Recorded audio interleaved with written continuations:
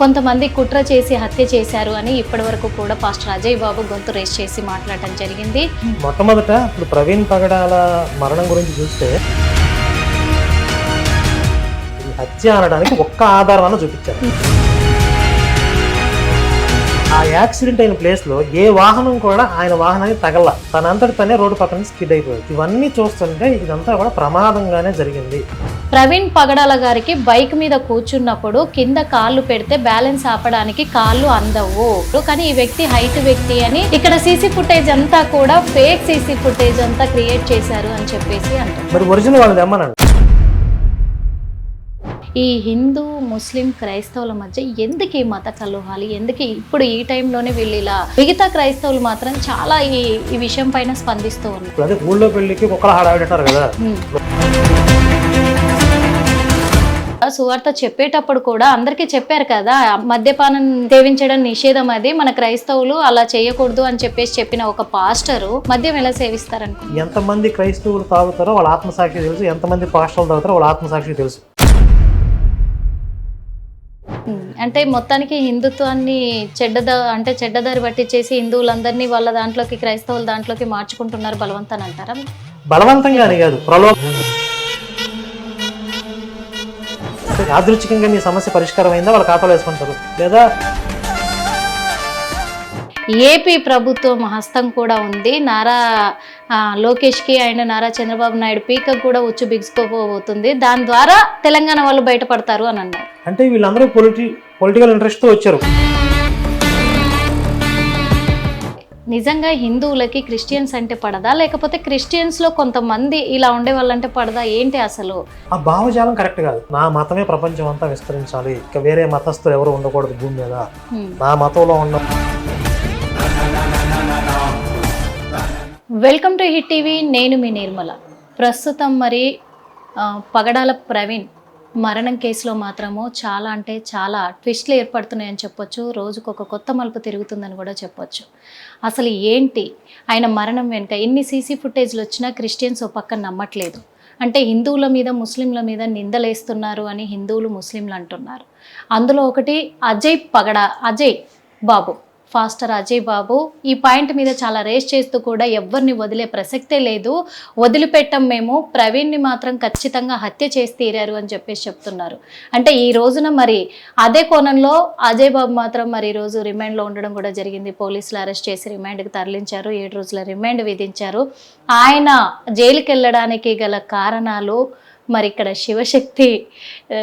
శివశక్తికి సంబంధించి కరుణాకర్ గారు, కళ్యాణ్ గారే అని టాక్ వస్తుంది బయట. అయితే అసలు ఏంటి, అసలు ఎందుకు వస్తుంది, వ్యాఖ్యలు ఎందుకు వినబడుతున్నాయి, అందులో ఒకటి ఈ మత కల్లోహాల మరణాలు ఏంటి, ఇవన్నీ కూడా అడిగి తెలుసుకోవడానికి ఈరోజు మన ముందున్నారు. శివశక్తికి సంబంధించి మరి ఇక్కడ బోర్డు కూడా చూస్తున్నాం, శివశక్తి ఆధ్యాత్మిక చైతన్య వేదిక. ఆ వేదికని నిదర్శనంగా చేసుకున్న కరుణాకర్ గారు మన ముందున్నారు. ప్రజల కోసం ఎప్పుడు మేము ముందుంటామని చెప్తూ ఉంటారు. నమస్తే అన్న. నమస్తే నా. ఏంటన్నా అసలు ఇక్కడ మనకి మత కల్లోహాల మరణాలు అనే విధంగా ఇది అవుతుంది. ఇంకొకటి ఈ పాయింట్ మీద మరి ప్రవీణ్ పగడాల గారి మరణం వెనుక ఇది సాధారణ మరణం, అంటే యాక్సిడెంటల్గా జరిగిన మరణం కాదు, ఇది హత్య, కొంతమంది కుట్ర చేసి హత్య చేశారు అని ఇప్పటివరకు కూడా పాస్టర్ అజయ్ బాబు గొంతు రేస్ చేసి మాట్లాడటం జరిగింది. అలాగే ఒక 5గురి మీద కేసు కూడా ఎఫ్ఐఆర్ ఫైల్ చేయించారు తను అజయ్ బాబు. అయితే తన మీద కేసు నమోదయ్యి ఇప్పుడు రిమాండ్లో ఉన్నారు. అక్కడ మరి తను రిమాండ్కి పంపించిన దాని వెనకాల మీ హస్తం ఉంది అని కూడా కొంతమంది అంటున్నారు. ఏంటి అసలు ఏం జరుగుతుంది? హస్తం కాంగ్రెస్ పార్టీ గుర్తులో ఉంటుంది, అది కాకుండా ఎవరి హస్తం వాళ్ళ దగ్గర ఉంటుంది. మొట్టమొదట ఇప్పుడు ప్రవీణ్ పగడాల మరణం గురించి చూస్తే మొట్టమొదటి నుంచి కూడా ఇది హత్య అని ఆరోపించేవాళ్ళు, పలానా వాళ్ళు చేశారని చెప్పి ఎవరో ఒకరి మీద రుద్దాలని ప్రయత్నించేవాళ్ళు ఎవరో కూడా ఒక్క ఆధారం అన్న చూపించారు. ఇది హత్య అనడానికి ఒక్క ఆధారం అన్న చూపించారు. ఊహాగానాలు కల్పితాలే తప్ప. ఇంకా చెప్పాలంటే ఫేక్ కథనాలు లేకపోతే ఫేక్ ఆధారాలను సృష్టించారు. ఫేస్బుక్లో ఎవడో కామెంట్ పెట్టాడు, ఇదే ఆధారం, ఇది ఏఐ ఫుటేజ్ అని చెప్పి ఒకడు, ఇంకొకటి ఎక్కడో జరిగిన ఇన్సిడెంట్ని తీసుకొచ్చి ఆ వీడియో ఇదే అని చెప్పి, ఇలా వీళ్ళు సృష్టించినవి కొన్ని కల్పితాలు తప్ప ఒక్క ఆధార సహితంగా ఎవరు మాట్లాడరు. కానీ కొన్ని వాస్తవాలు బయటపడే కొద్దీ ఆయన ఇంటి దగ్గర నుంచి బయలుదేరిన దగ్గర నుండి ఎక్కడికి వెళ్ళాడు, ఏ టైంలో ఎక్కడ ఉన్నాడు, 3-4 గంటల మధ్యలో మిస్ అయ్యాడు, అక్కడ ఎక్కడ ఉన్నాడు అని మొదటి రోజు తెలియదు. అంటే పోలీసులు ఫస్ట్ ప్రెస్ మీట్ పెట్టినప్పుడు తెలియదు. తర్వాత విజయవాడలోనే అలసిపోయి ఒక పార్కులో పడుకున్నాడు. ఆ రోజు జర్నీలో ఆయన కొంత మద్యం తీసుకున్నాడు. ఇవన్నీ టైంతో సహా సీసీ ఫుటేజ్ మనకు లభ్యం అవుతున్నాయి. మొత్తం 15 గంటల సీసీ ఫుటేజ్ తీశారు. అలాగే ఆ యాక్సిడెంట్ అయిన ప్లేస్లో ఏ వాహనం కూడా ఆయన వాహనానికి తగల, తనంతటి తనే రోడ్డు పక్కన నుంచి స్కిడ్ అయిపోయాడు. ఇవన్నీ చూస్తుంటే ఇదంతా కూడా ప్రమాదంగానే జరిగింది అనేది అందరికీ అర్థమవుతుంది. కాస్త ఎలాంటి పర్సనల్ ఇంటెన్షన్స్ లేకుండా చూసిన వాళ్ళకి అర్థమవుతుంది. కానీ ఒక పర్సనల్ ఎజెండా పెట్టుకుని ఈ ప్రమాదాన్ని ఒక హత్యగా చూపించి కొంతమంది మీద రుద్దాలి, మత కలహాలు సృష్టించాలి, ప్రశాంతంగా ఉన్న భారతదేశంలో అల్లకల్లోలం సృష్టించాలి అనే ఒక ఎజెండాతో ఉన్నటువంటి కొన్ని మత మార్పిడి ముఠాలకి ఇది హత్యలా కనపడుతుంది. అందులో ప్రధానంగా ఇప్పుడు ఈ 4-5 ఎవరైతే పాస్టర్లు ఉన్నారో వీళ్ళు పిచ్చుకుక్కల్లాగా మాట్లాడడం ఇవన్నీ చేస్తాం. అయితే అతను అందులో ఉన్నటువంటి ఒక వ్యక్తి ఎందుకు అరెస్ట్ అయ్యాడు అంటే స్పష్టమైన సమాచారం ఇప్పటికీ తెలియదు.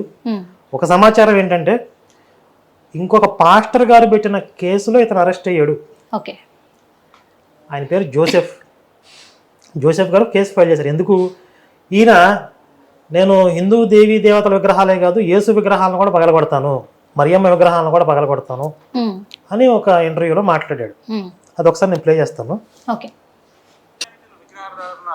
విగ్రహారాధన చేయడానికి అవకాశమే లేదు. మీరు నన్ను ఏమడుగుతున్నారు అంటే మరి యేసుక్రీస్తు ప్రభు విగ్రహాలు మరే విగ్రహాలు ఎందుకు పెడతారు, ఇది మీ ప్రశ్న. అంటే జూడో మతంలో కూడా విగ్రహారాధన లేదు.